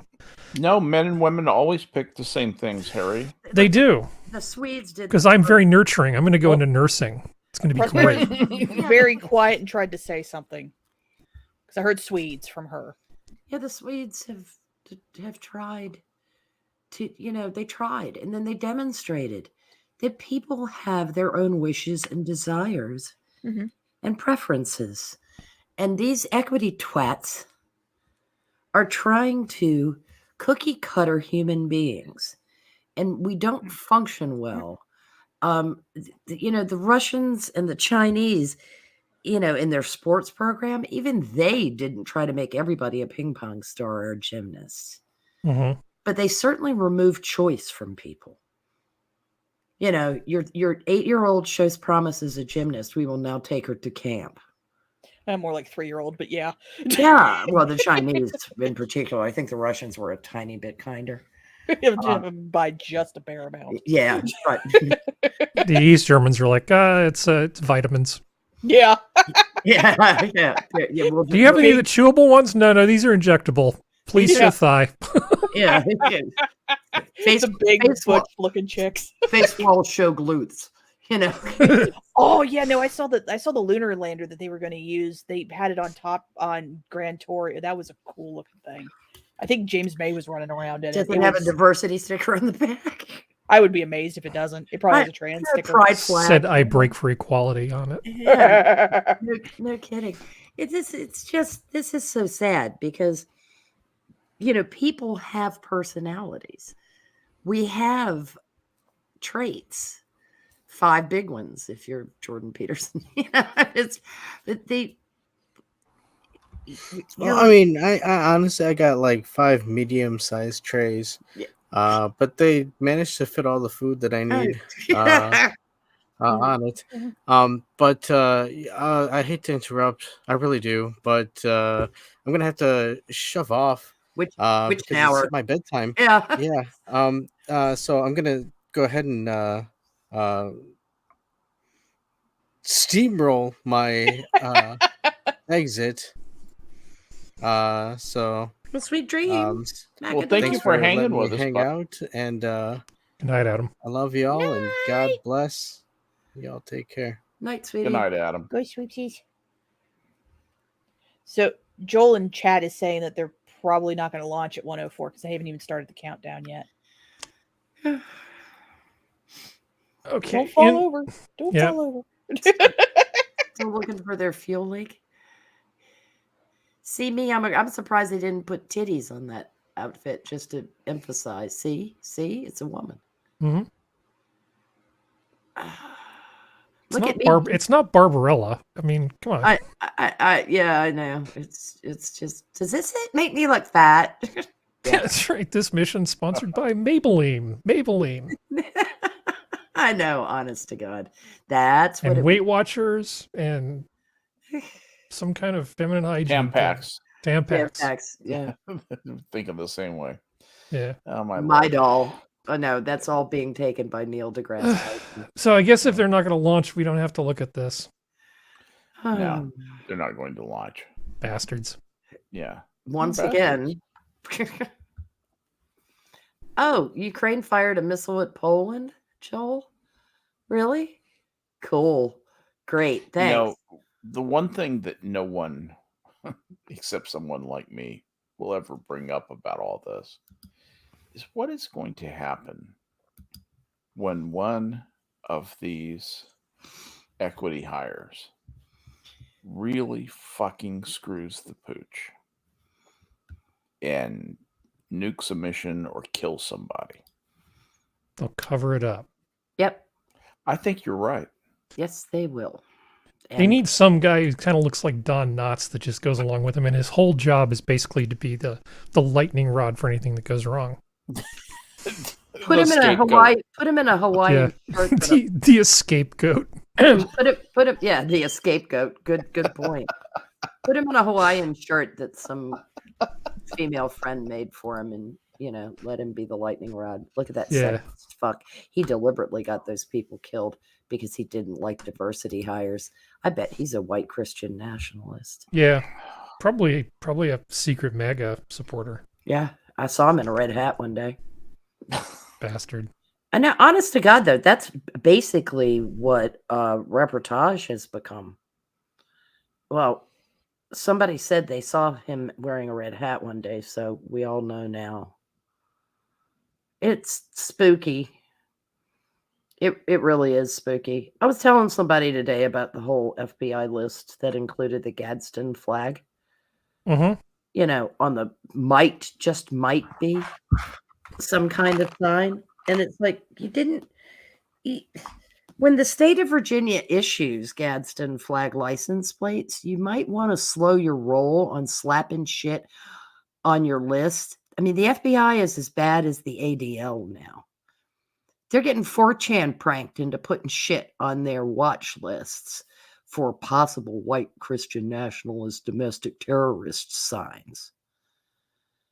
You know what I'm saying? Mm-hmm. They're just tragically. Do you think the threat from white nationalist terrorists is No. Grossly overstated. Yes, I do, because I think most of them are FBI agents trying to foment it. I mean, look at the Whitmer. Just look at the whole Whitmer thing. Yeah. When you have 75 feds, narcs, and government interested parties, informants, whatnot, and 5 yahoos. Yeah. That who the FBI has essentially entrapped. They catfished them. Yeah. On very much so. Facebook, and got them to show up at a meeting at a Denny's, and then they charge them with plotting to kidnap the governor because they showed up at a Denny's. I mean, I'm taking liberties with how the whole thing went down, but that's basically, there's a meet and greet for the Yeehaw Club at the Denny's. Okay, 5 guys show up, and they're going to dragnet them like they think they're fucking Elliot Ness. These could they be a little less obvious? I mean, honest to God, this is a parody of what the FBI used to be once upon a time, when they were like legit going after genuine bad guys in the mob. Imagine, plan Prospero, imagine you're a federal judge, and the FBI brings the Whitmer case to you. I'd laugh myself sick is what happens. Get out of my Wouldn't you throw some of them in jail? The FBI guys? Mm-hmm. Oh, God, I'd just tell them resign, or I'm going to find somebody to charge you with fomenting. It's a new crime. But, you want to talk about the meaning of words like insurrection. But these guys are like wannabe slayers of Marat. You know what I mean? They're just... Yeah. They're ham-fisted isn't even an adequate word. They're just so sloppy. This is like Ralph Cramden planning an operation. It's just like the stooges that showed up at the so-called Trump rally that was full of nothing but feds and 5 guys who went to watch the feds. Well, that's no kidding. I still can't believe that people are as insane about January 6th as they are. And I know people, these are sophisticated people with PhDs, with law degrees, multiple law degrees in some cases. And as soon as you say the word January 6th, they just slobber. Yeah, they just lose it. And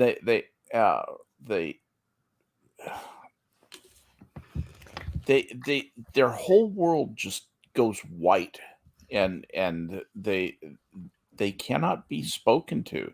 You can't tell them that was a bunch of yahoos going in there, and probably most of them were drunk.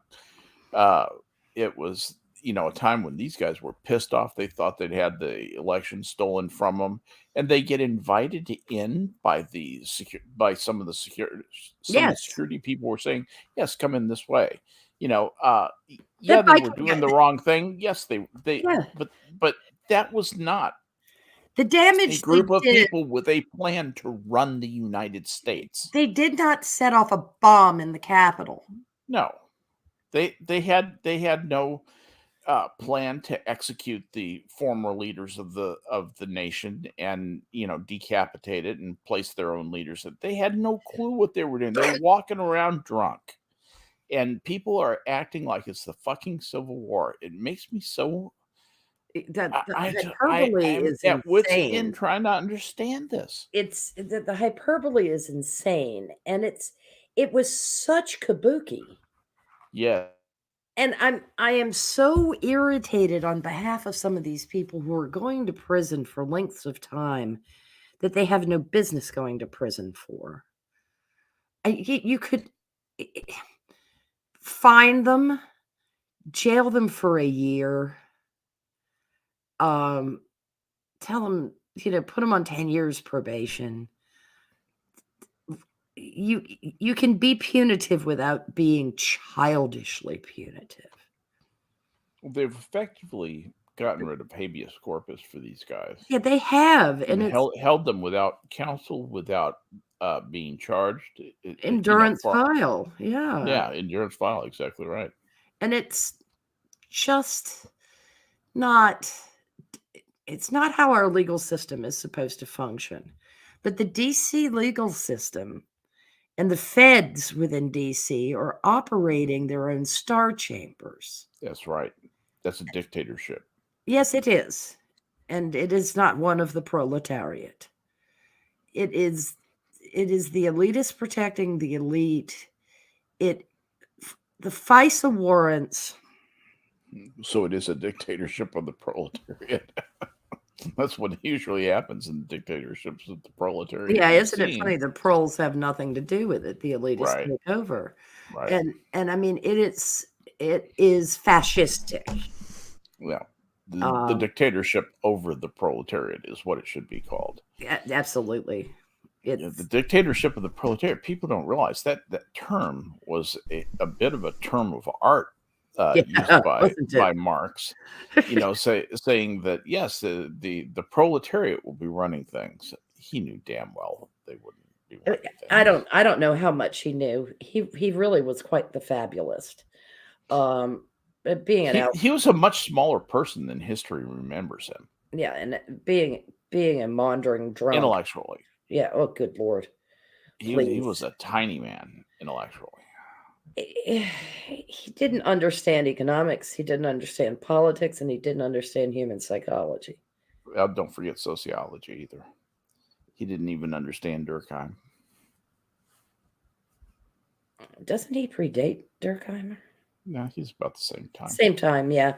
No, he didn't. And in fact, you will hear him talked about as one of the three inventors of sociology, along with Durkheim. Yeah, which Marx and what's his face? Who's the other one? Who's I can never remember. Yeah, I always have to look it up. French guy. Let's see. Durkheim. Beale. Dirk.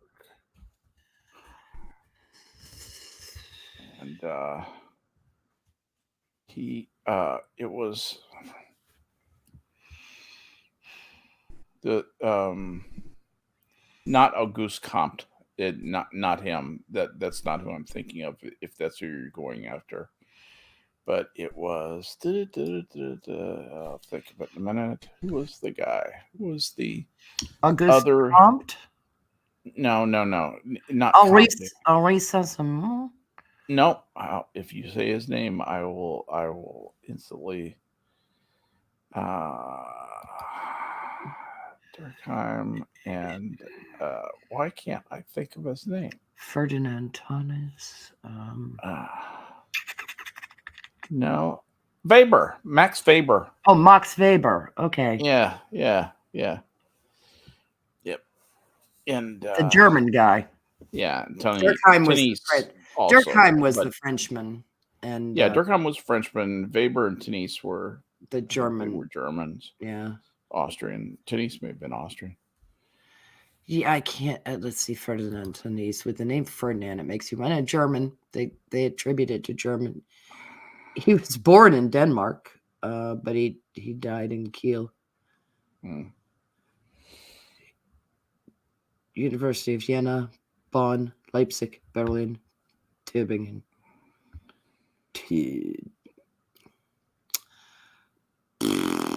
Yeah, well, sad. Marx shouldn't be included in any of it. Thank you, Camel. Camel had typed in Weber. Thank you, Camel. Well done, bud. Good job, lad. Yeah, Max Weber. Thank you, bud. I can't even. I'm getting so old. I can't remember anything anymore. Yeah, Why don't you just fuck off and die then?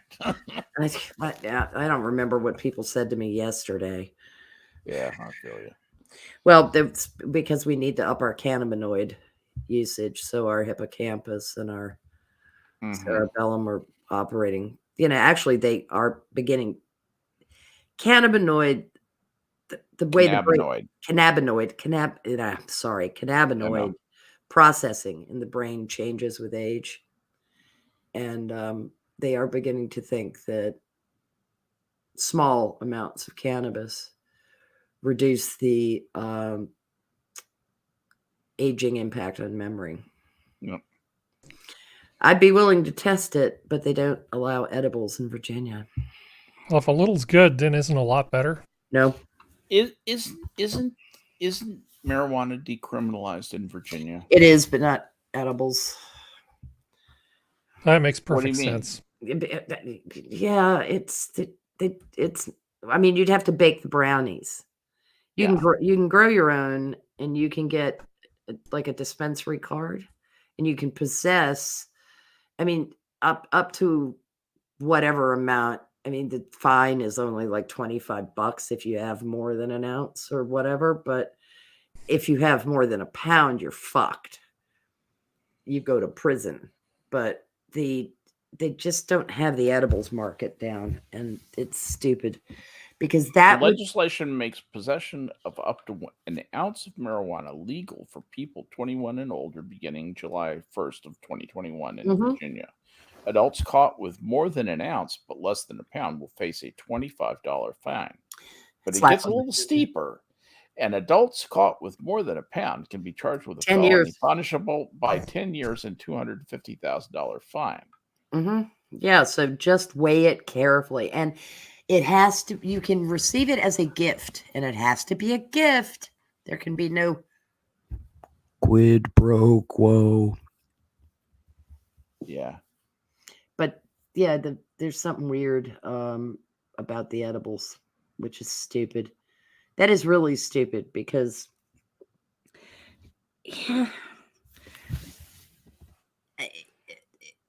what's the difference?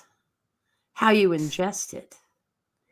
The law allows people to cultivate up to 4 plants per household, provided they aren't visible from a public street, and precautions are taken to prevent unauthorized access by minors as opposed to authorized access by minors. Right. So if you have them in your backyard, doesn't specify what those precautions should entail. You can't grow it if you got kids. My guess is that's what they're after. They don't want people growing in the back if they got kids.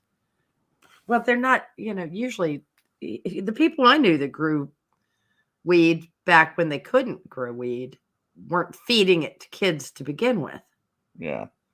They knew it was for adult use, and they didn't want their kids messing. And most of them, once they had the small one around, quit growing it just to keep them from accidentally getting into it. Look at grandma's pretty plants. But the grandma's Chinese ivy. Yeah. Well, it's one of those marks of growing up. It's like, stop getting stoned because you're going to have kids, and then sell your muscle car for a station wagon, an SUV. It's the way it is. That's called adulting. Yeah. And that's what the people I tend to respect did. But I mean, I don't care if people use cannabis. I've never really particularly cared at all. I've just told people to be subtle about it. If we were in a neighborhood environment where somebody might be narky, like narkish, yeah. The number of times I've been accused of being a narc, it's hilarious. But don't walk around in the front yard smoking. You've got the face for it, Harry. I know people. When I started playing pool, going out late at night, people would say, "Are you a narc?" Like, as if I last I checked. Yeah, but the thing is, I'm gonna go with no. As if I'd tell you if I were. Yeah. That's not too bright a question. The police have to tell you the truth. Oh, yes. Where and on what planet? I'd like to go live there. I love that urban myth. Isn't that great? It's a little bit like you don't have to show anybody your driver's license. Just tell them you're traveling. I'm a traveler. I'm not driving. Just don't piss off the highway patrolman. Get out your license and registration. Be polite. Yeah, actually, according to maritime law. Well, you're not on a boat, Chris. So none of those people know anything about maritime law. Just get a little hat like your Hugh Hefner or L. Ron Hubbard, and just go, I'm a boat captain. Yeah, a little yacht captain hat. I would be if I were running a class on the dealing with idiots in the public for a police department. That's more like a degree program, but okay. Yeah, I would be. I would tell them, I'd like, okay, I want you guys to start practicing saying, are you within 25 miles of the shore? To these people, because they don't realize that territorial water maritime law versus open sea maritime law is different. And just start quizzing them on their maritime law. Give the cops just a few little cute questions they can throw back at these twats. You could give them something from the preamble of what we have prefacing our maritime law. Yeah. Maritime law, also known as admiralty law, is a body of laws, conventions, and treaties that govern private maritime business and other nautical matters such as shipping or offenses occurring on open water, international rules governing the use of the oceans and seas, and these are known as the law of the sea. You notice that in the course of this preface wasn't mentioned. that several mentions were made of where this body of regulations is applicable. Sea, ocean, nautical, open water. These are clues. I know, but wouldn't the temptation be to pull the motherfucker out, throw him down on the ground, and say, start swimming laps, asshole? Yeah. I mean, you know what I mean? Because they're such little pricks about it that I'm actually impressed when the cops are unflappable. Because seriously, I'd want to go 6th grade principal on them. Face down, I'd like to see you do the butterfly. Yeah. Right down this center line. Thank you. And just watch the drunk who said it was maritime law flopping around like a flounder. Film it. You got my body cam on. Having myself a good day. Speaking of body cam footage, I wonder how badly burned all those body cam bits of footage are going to be in San Francisco.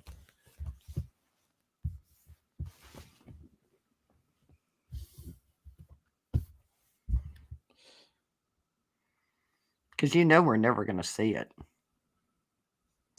No. Which I find to be very sad. What I find to be sad is you heard that Jay Leno got hurt? Yes. Sprayed. No, what happened? Gasoline. Yeah, he was working on one of his weird cars, and something went wrong, and gasoline hit him in the face and was on fire, and so one side of his face is messed up. At least he can afford the best skin grafts money can buy. So he's doing what Richard Pryor did to revive his career. Or Michael Jackson. He doesn't need to he set himself on fire. Yeah. He didn't need to. But he's not black, is he? Or he might be now. Yeah, now. He tans well, but no, quickly. He's not black. Yeah, I'm sorry. This sucks. It sucks. Yeah, he was working on one. How badly was he hurt? Because I really like Jay Leno. Pretty bad. Pretty bad, but he's going to be okay. 3rd-degree burns. Oh my God, he may need skin grafts. That sucks to be him. And his work is public work, so that's kind of gross.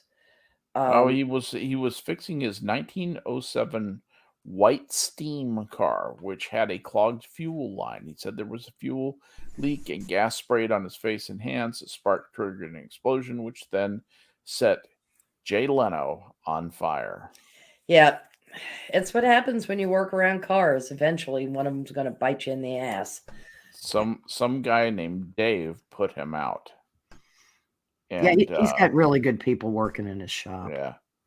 Really, really good people working in his shop. I think Dave is going to get a bonus. Yeah. The left side of Leno's face was burned, and so were his hands. However, there was no damage to his eyes or ears. He's expected to be hospitalized for up to 10 days. You're in the hospital for 10 days. You're badly burned. That's some extensive burns. Yeah, and at his age, because he's not a chicken. Oh yeah, they're going to want to. You're right. You're absolutely right. Well, and I don't know whether he has any underlying health problems, but you want to make sure that that the shock to the system doesn't trigger any other kind of stuff because of how important the skin is to the rest of our organs functioning. Well, it's his money maker. That's part of the problem. But if it was one of us, and certainly somebody going to the VA, they would get you out of there as soon as you possibly could. Jay, I think, can afford the private room. Yes. Yeah. And have the best doctors in the world flown in to take care of his situation. So the best place for him to be right now is where he has all of the medical stuff that he could need. Yep. And so he doesn't have to deal with the increased risk of infection or whatever. And what mitigation they can begin to do now prior to possibly a plastic surgeon doing. Right. His pain control will just be a lot easier there. Yes. Yeah, Oh, exactly. absolutely. And the days of having your private doctor sit around and putting you on a slow drip of propofol are kind of over, even for rich people. So I think Jay can stay in the hospital just as long as he decides to. Yeah, and his privacy is better guarded there. Although people don't ride him too hard. That's because he's a decent guy. Yeah, he is. He's staying out of getting up people's noses. I can tell you that I know several people who have met him several times at Laguna Seca. And he is every bit as nice as you would hope a guy like him could possibly be. He goes and he takes interest in other people's stuff, and he's friendly and he's not conceited. He never looks down on. He doesn't throw his weight around. He just kind of says, and then just he's just a decent guy who's got a passion for cars. But he treats people well. He treats everybody well. He doesn't treat people like shit because he thinks he's better than them. If he does, he hides it really well. No, because I have heard nothing but good things about Jay Leno as a person for a long time. People have wanted to be on Jay Leno's garage, who you normally would not think would do it. Okay, probably just simply to be around Jay. He's a good guy, and he's kind of an ordinary guy for a guy who's been in the public as long as he has been. Well, there's a story that he told, because Bill Maher now has a weird podcast thing he does. Yeah. But and this wasn't the story told by Jay. This was a story that some people in the comments said, and it checked out when I looked into it, which was, so back during the Conan O'Brien Jay Leno debacle bullshit. Part of the reason why Jay went back was he's like, well, I don't know if I'm actually going to do this. And they were and the studio said, we will pay your entire teams, the production side of everything, salary for 2 years, whether the show gets off the ground or not. And Jay was like, you will put that in writing? And they're like, yep. He's like, if you will pay for my entire production, the entire studio TV show production team salary for that long, I will sign on the dotted line. Yeah. He's not a money whore either. He's never been a big contract dispute, pay me guy. Yeah. Well, and that makes me have a lot of respect for him, because it's looking out for his folks. Because he's not to take it to the, he's not Ellen DeGeneres who will fuck over her own production team. Yes. To get her a higher paycheck. He actually, and he's worth a lot of money, and he's still like that, which shows that you can be greedy and still treat everyone well and make sure they get paid well too. What? I don't want to say he's greedy, but he still wishes to acquire money for the sake of acquiring cars. Let's put it that way. Well, yeah, Those Bugattis don't buy themselves. yeah, but I Oh mean, yeah. he's got a capital chain that he's taking care of. Yeah. You know, he and Mavis are taken care of. They don't have any kids. I'm sure he's taking care of other members of their families, you know, to make sure they're okay. And then the rest of it is his play money. Yep. He gets to do with it and create whatever enterprises he wants to do. Toby Keith said the same thing. He said, after I made sure that my family was all right, then I didn't give a rat's ass. You know, it was going to be, I'll start my own production company. I'll do this. I'll work with other people. I'll do what I want to do. I won't be dancing to anybody else's tune. Mm-hmm. And Leno doesn't dance it. He does Jay Leno's Garage because he enjoys doing Jay Leno's Garage. He came back to do the game show because he enjoys doing that. Well, it's like he also doesn't have to work. Well, he gets to see cars that he normally wouldn't. Like, right. I saw Jeff Dunham was on there, and Jeff Dunham had a van that was an actual, I think it was 1970, something that he had done in the actual colors that they had in the actual ad, like the ads that you never actually saw the vans, and it's like that's stuff that Jay would never see. Well, he probably still would see, but the public wouldn't see, and it gives him the ability to kind of go, I get to see this. You get like PR for whatever shit you're doing, and I get to look at cool cars and drive them. Fuck yeah, let's do this shit. Yeah, I know, and it was kind of fun. I remember watching him do an episode with Weird Al, who's not like a car guy. Yeah, he's not. They were just like kind of talking about the ordinary suburban but cars. They're two great guys. Yeah, the ordinary that episode. Suburban cars of the ordinary suburban upbringing. Well, I think Jay showed up with like a car that like the exact type of car that his dad had when he was younger, and they drove around in it. Yes, and Al was like, "Oh God, this is like flashback to 1968." Thank you. Yeah.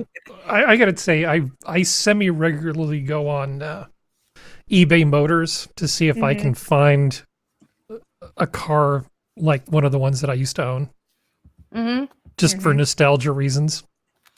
Oh, unfortunately, they only made 500 exactly like the car I had, so it makes it a little difficult. Which, side note of the Weird Al thing, the Weird Al Yankovic autobiographical movie is hilarious. Yes, and amazing. The send up of an autobiographical movie. Yeah, and it's basically free everywhere practically. And Weird Al has even said that, hey, if you're gonna do stuff that's slightly not legal, I'm not gonna fight you on it. Yeah, isn't it? Yeah, he's just I love that. He's too good for this world. He really, I will He really almost is. Would you know Daniel Radcliffe, bless his soul, broke Al's accordion strap because Al loaned him his accordion. Oh no! So he could work with it, and he said like the second day the strap broke, and I plotzed because it was like, oh my God. But fortunately, I was able to get, and it's like, yeah. The guy would not have been upset with you. Okay, you've got to understand this. But when they approached Radcliffe, he was like, okay, that's cute, but why? And it was because Al had seen him on the Graham Norton show do Tom Laird's the Element song, song, which I think is, or the producer had seen it, but they'd watched it, and he was like, "You've just got it. See, you've got that kind." And see, and then Radcliffe said, "Once I realized that this was a parody of a biopic, I got it. I realized why they would come to me because I was like the least likely guy that you would ever get to play this insane plot of a movie." Oh yeah, where I date Madonna and fight a drug cartel. Oh yeah. Yeah. That makes, but it's the perfect approach to doing something like that. It's like what Al named his last tour because he was doing all the songs he wrote himself, the utterly unnecessary self-aggrandizing, Oh my good Lord. That is what Angry Woman. She was traveling. Oh, she was a traveler. Okay. Yeah. apparently there's no constraints to launch now. So NASA just announced for the Artemis. Sorry, I'm still watching that too. but there's constraints on how much longer we're going to stick around because no, that's understandable. I'm just people saying need their beauty sleep. Pretty soon. Well, I'm saying it for the people who are like watching the stream. If anybody wants to go watch it, yeah, because Joel said it in chat, and I just wanted to announce it for Joel. I decided to go medieval tonight and have my first sleep, then get up, do this, and have my second sleep probably between like 4:30 and 7:30 or something. And have fifth meal between the first and second sleep. But don't get me wrong. I like pretty much all space stuff. My real problem with the manned space exploration is it is so bloody expensive. Yep. No, I that understand. it tends to suck the life out of every other NASA project. Mm-hmm. It's very, very expensive. Like the space shuttle, that the space dump truck that we had, that thing set so many other things back because it just used up a ton of money and it was very expensive. Yeah, and I get that. It also used up all of our interest. You know, the opportunity cost for the shuttle was huge, and I actually think that the shuttle probably was not the best alternative. It wasn't even at the time. I think that XL whatever that original prototype. I can never remember it. If Cree were here, he'd be like the and was the better choice. But the X-33 with the Aerospike engine would have been the bomb. Yes, and I would love to see Elon when he gets done fixing Twitter resurrect that. Yes, resurrect lifting body technology with Aerospike engines. Absolutely, because thank you, Harry. Sure. I have cred to maintain. You know, I have to know this kind of stuff. Nerd cred. Well, actually, the nerd cred out of Skep was the opportunity cost of the space shuttle, and here's the thing. Opportunity cost is defined as what is the cost. You did that to yourself, Prospero. I know I did. What is the cost? I don't know why of avoiding the second best investment opportunity. Yes, I think that they invested in about the third best investment opportunity. I think that there's no such thing as negative opportunity cost, but that's almost the situation here. They made a decision that was so bad that the opportunity cost is negative. It's like opportunity income. Well, some people made money. You fucked up so badly. You made money.